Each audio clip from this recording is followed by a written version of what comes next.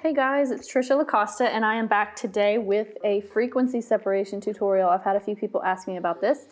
So we are going to learn today how to use frequency separation for skin touch-ups. So first of all, I'm just going to give you this frequency separation action. There is a lot of technical stuff that goes into the behind the scenes of how to get these two layers and different settings. It's very tedious. But if you have an action, it's really simple. So we're going to start here. So we hit the play button on this simple frequency separation action. What it does, you can see down here, it separates into a low frequency and a high frequency layer. So right now we're on the low frequency layer. This is basically going to control the skin tones of the photo. So what we want to do is make it to where it's just a little bit, we want this blur to be just a little bit out of focus. So we're going to go to maybe like 2.7 to where it's just out of focus. Hit OK. And now we're going to zoom in and we're going to use our lasso tool. And anywhere you see these highlights or like under the eyes where you see like just any kind of skin tone issues where it's a little bit uneven, that's where we're going to draw circles. We're going to lasso around it. We're going to add a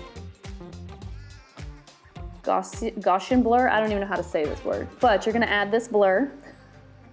And again, we have to play with this to get the right amount. You don't want too much, you don't want too little. I'm going to go to about 4.2 on that one. And you basically just do this all over the photo where the skin tones are. Now, I will tell you that I have made a shortcut for my blur. You can do that if you go to Edit, Keyboard Shortcuts. You can change your keyboard shortcut to, I've got my blur tool as Command B. So when I do this lasso tool, all I have to do is hit Command B and it pulls up my blur.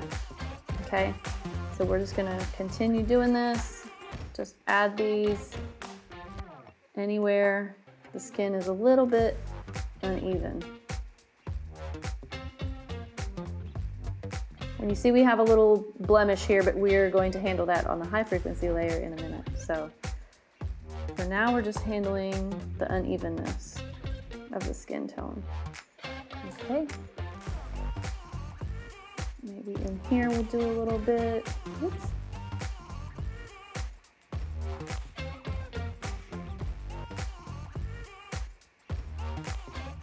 And that's like a little too much. You can kind of tell when it gets too much, it just doesn't look good.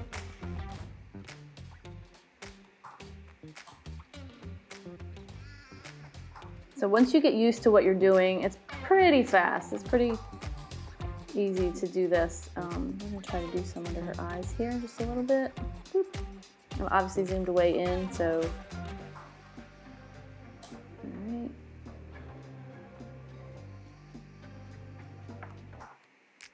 A little bit there.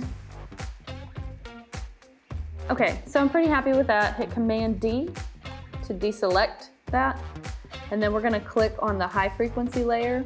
And this is where we actually get rid of the blemishes. We're gonna click on the clone stamp tool. So basically what we've done is we separated our picture into two layers. The bottom layer handles the evenness of the skin tone. The top layer is it's the texture of the photo. And this is what we're gonna get rid of the blemishes on. So that you see we're not actually getting rid of the texture. Let me get rid of this hair here. So by separating it like that, that's how we're able to keep the texture of the skin while also getting rid of blemishes.